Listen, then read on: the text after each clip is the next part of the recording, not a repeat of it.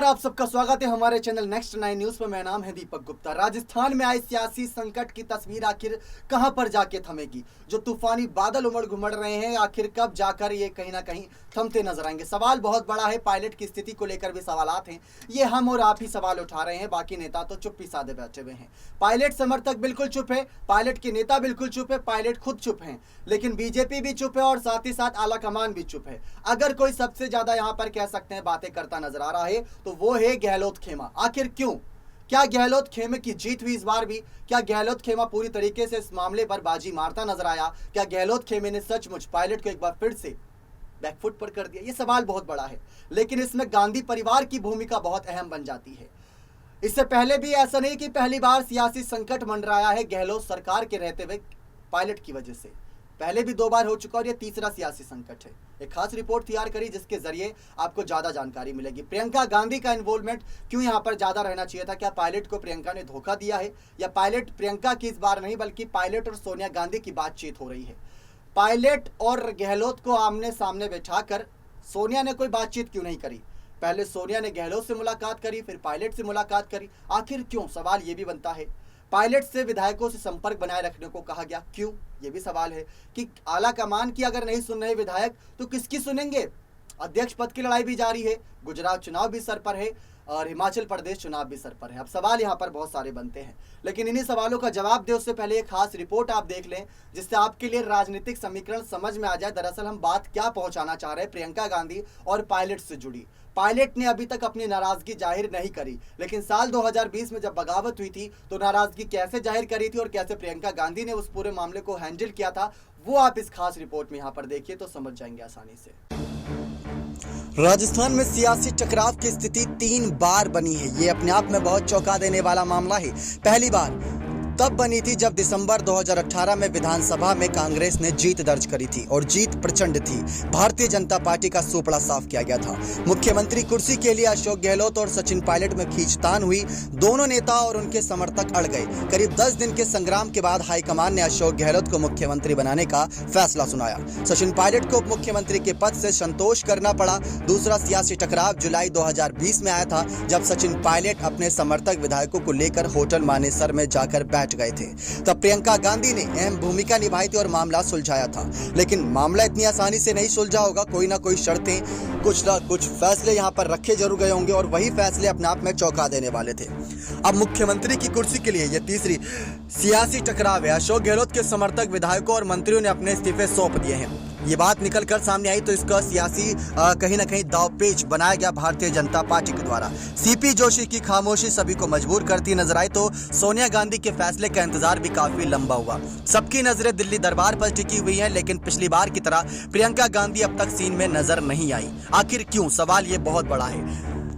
दिसंबर 2018 का पहला सियासी संकट कांग्रेस को राष्ट्रीय अध्यक्ष सोनिया गांधी ने टाला था। सभी नेताओं से फीडबैक लेने और आगामी समीकरणों को ध्यान में रखते हुए अशोक गहलोत को सीएम और सचिन पायलट को डिप्टी सीएम बनाकर पहला सियासी टकराव समाप्त किया था। दूसरा सियासी टकराव कांग्रेस की राष्ट्रीय महासचिव प्रियंका गांधी ने टाला था। ये बहुत बड़ा सियासी टकराव था जब जुलाई 2020 में सचिन पायलट अपने साथी विधायकों के साथ मानेसर की होटल में जाकर बैठ गए थे। गांधी परिवार के अलावा किसी से बात करने को तैयार नहीं थे। उस वक्त प्रियंका गांधी ने इस पूरे सियासी घटनाक्रम को अपने हाथ में लिया। सचिन पायलट से मुलाकात की थी, उनकी नाराजगी को लेकर विस्तार से बात की, उनकी मांगों को सुनने के बाद हल करने का आश्वासन दिया। अभी तक कोई मुलाकात इस बार नहीं देखने को मिली। इस तरह राजस्थान का दूसरा सियासी संकट प्रियंका गांधी के फैसलों की वजह से टल गया। प्रियंका गांधी ने जिस तरीके से उस सिचुएशन को हैंडल किया, सचिन पायलट की सुनी, ये सबसे गौर करने वाली बात थी। राजस्थान में तीसरा बार आए सियासी संकट का हल कैसे निकलेगा, फिलहाल कुछ कहा नहीं जा सकता, लेकिन प्रियंका गांधी की भूमिका अभी तक नजर नहीं आई है। उत्तर प्रदेश की सड़कों पर सचिन पायलट ने प्रियंका गांधी के साथ कई धरने प्रदर्शन किए और साथ ही साथ दिल्ली में जब नेशनल हेराल्ड केस को लेकर राहुल सोनिया पर आज आई तब भी धरने प्रदर्शन पायलट ने किया, वहां तो गिरफ्तार भी हुए थे।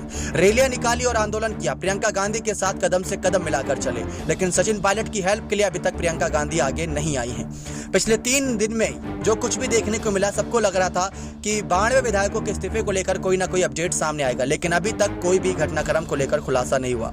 उससे देखकर ऐसा लग रहा है कि इस बार प्रियंका गांधी के पास इस मसले का हल नहीं है। इस मामले का हल तो केवल सोनिया गांधी ही निकाल सकती हैं। पूरी कांग्रेस दिल्ली की ओर रुख कर रहा है। यह कैसे निकलेगा हल तो आने वाला वक्त ही बताएगा। लेकिन लगातार पायलट को यही हिदायत दी जा रही है कि आप जितना ज्यादा हो सके विधायकों के समर्थन में रहो, जितना ज्यादा हो सके विधायकों से संपर्क साध कर रहो, क्योंकि वही आपके आने वाले वक्त में सलाहकार होंगे, वही आने वाले वक्त में आपके कैबिनेट के विस्तार होंगे। ये लगातार बातें सामने है, लेकिन पायलट की स्थिति साफ होकर नहीं दे रही। हिमाचल प्रदेश चुनाव, गुजरात चुनाव नजदीक है, तो कांग्रेस अध्यक्ष पद का चुनाव भी 19 तारीख को स्थिति साफ हो जाएगी। लेकिन अभी तक जो सियासी समीकरण के हालात बने हैं राजस्थान में, उसमें पायलट और गहलोत के बीच जो खींचतान देखने को मिली, उसका एक अंत नहीं हुआ है। क्योंकि 2020 में पायलट खेमे ने बगावत करी, 2022 में यहाँ पर गहलोत खेमा नाराज हो गया था। उसको बगावत नहीं, नाराजगी कह सकते हैं। नाराजगी किस वजह से कि इस शख्स या इस कह सकते बागी खेमे में से किसी को मुख्यमंत्री नहीं बनाया जाना चाहिए, इस्तीफे तक दे दिए। कारण बताओ, नोटिस दिया गया तो उसका जवाब भी आप सब जानते ही है क्या आया, हमारे चैनल के माध्यम से रिपोर्ट दी गई। लेकिन लगातार ऐसी अपडेट जब सामने आ रही है कि प्रियंका गांधी की मौजूदगी होनी चाहिए थी, क्योंकि प्रियंका गांधी के मुश्किल समय में सचिन पायलट और राजस्थान के तमाम समर्थकों ने सहायता दी थी। लेकिन जब बात आई पायलट की तो मुंह फेर लिया प्रियंका गांधी ने। क्या इसे धोखेबाजी कहेंगे या नाराजगी कहेंगे? कई लोगों ने ऐसा कहा था कि प्रियंका गांधी अब गांधी परिवार नहीं बल्कि वाड्रा परिवार से ताल्लुकात रखती हैं, तो हो सकता है इसी वजह से अब वो सारे मामले में, पॉलिटिकल ड्रामे में इन्वॉल्व नहीं होती। लेकिन अभी नेशनल हेराल्ड केस कुछ ही दिनों पहले का केस है, तो वहां पर से कैसे इन सब चीजों को झुटलाया जा सकता है, कैसे उन सबको नजरअंदाज किया जा सकता है कि वहां पर नेशनल हेराल्ड केस में थी लेकिन यहां पर नहीं। अब देखना यही दिलचस्प है कि आने वाले वक्त में ये सियासी घटनाक्रम कहां पर जाकर थमता है। देखा आप सभी ने किस तरीके से इस खास रिपोर्ट में प्रियंका गांधी की अहमियत कितनी ज्यादा बढ़ चुकी थी साल 2020 में, जब पायलट खेमा बगावत पर था। गहलोत के साथ वापसी करवाई थी यहां पर प्रियंका गांधी ने, और ये वापसी बहुत ज्यादा अहम बनी थी पायलट के लिए। लेकिन पायलट उप मुख्यमंत्री पद से उस समय हाथ धो बैठे थे, और सवाल ये बहुत बड़ा था कि अगर आज कांग्रेस अध्यक्ष पद की रेस में गहलोत आगे जाते और उप मुख्यमंत्री पद पर पायलट रहते, तो सीधे तौर पर पायलट पहुंच जाते उप मुख्यमंत्री पद पर। सोनिया के फैसले का इंतजार लगातार जारी है, सीपी जोशी के आखिरी फैसले का इंतजार जारी है कि 92 विधायकों के इस्तीफे पर उनका क्या कहना है। खुद विधायकों ने जाकर इस्तीफा सौंपा था, तो वो तस्वीर भी अभी तक साफ नहीं हुई है। अब सोचना समझना क्या है, अब सीधा एक्शन करना, ऐसा पायलट के समर्थक और तमाम नेता लोग भी कहते हैं पायलट को कि अगर आप सीएम चेहरे के प्रबल दावेदार हो और अगर आपको लगता है कि आप 2023 में सरकार रिपीट करा पाओगे कांग्रेस की, तो आपको आगे आना चाहिए, उसको कांग्रेस पार्टी को फायदा होगा। अगर गहलोत की हार होती है तो क्या वो अपनी हार स्वीकार करेंगे? क्या पार्टी के पद से इस्तीफा दे देंगे सभी पदों से? ये भी एक सवाल बनता है। कुछ शर्तें रखनी चाहिए यहाँ पर सभी के सामने, जिसकी वजह से ये पूरा समीकरण आसान हो जाए समझना राजस्थान का, कि 2023 का चुनाव छोड़िए, 2022 में जो सरकार को लेकर संकट बना था, वो संकट अगर हो जाता, कंप्लीट हो जाता, इस्तीफा कबूल किया जाता, तो सरकार अल्पमत में थी, सरकार गिर चुकी थी। लेकिन दिव्या मदेरणा जैसी कई विधायक है जिन्होंने साफ कहा कि ऐसी झूठी अफवाह ना फैलाएं कि सरकार गिर जाएगी। सरकार बनने की बात करें और सरकार में कौन सरकार बने, इसके लिए हम यहाँ पर लगातार आप तक ताजा रिपोर्ट पहुंचा रहे हैं। लेकिन आपको क्या लगता है, क्या प्रियंका गांधी का इन्वॉल्वमेंट इन सब में होना चाहिए था? क्या प्रियंका गांधी को आगे आना चाहिए था पायलट के लिए? अपनी राय खुलकर कमेंट सेक्शन में जरूर रखेगा। राहुल से मुलाकात करी, सोनिया से मुलाकात करी, लेकिन प्रियंका से क्या बात हुई, ये बात का खुलासा अभी तक नहीं हुआ, 2020 का भी और इस बार का भी। देखना दिलचस्प है कि पायलट के आने वाले समय में क्या कदम होते हैं गहलोत गुट को लेकर, और गहलोत गुट के क्या कदम रहते हैं पायलट को लेकर, क्योंकि चलना कांग्रेस को एक साथ ही है, चुनाव एक ही चुनाव चिन्ह पर लड़ना है, और अब साथ लड़ते हैं या अलग अलग, ये दोनों गुटों का फैसला रहता है। लेकिन अभी तक ये सारी खबरें कह सकते हैं कयासों पर थी, लेकिन पायलट के पद सचमुच कयासों पर निर्भर नहीं, बल्कि वो सोनिया गांधी के फैसलों पर निर्भर है। अब देखना दिलचस्प है क्या होता है राजस्थान के सियासी संकट के बीच आने वाले वक्त में। बने रहिए चैनल के साथ, ऐसी और बड़ी खबरों के लिए बहुत बहुत धन्यवाद।